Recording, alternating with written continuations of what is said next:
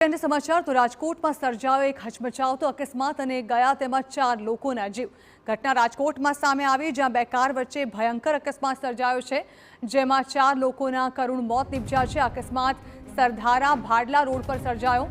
बे car में अकस्मात थया बाद आग फाटी निकली हती। आ मामले आजी डेम पोलीसे तपास शरू करी छे। आ अंगे વધુ માહિતી સંવાદદાતા મોહિત ભટ્ટ આપી રહ્યા છે। મોહિત, એક અકસ્માત સર્જાયો છે, ત્યારબાદ આગ પણ ભભૂકી ઉઠી અને 4 લોકોના મોત થયા। જાણવા માંગીશું શું હતી આ ઘટના?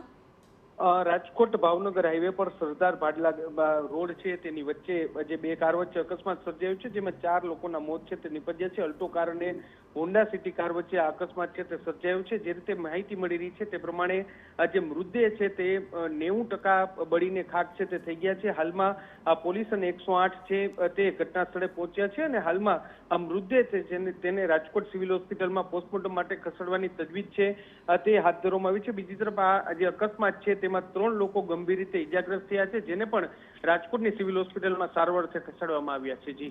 જી બિલકુલ મોહિત, આભાર।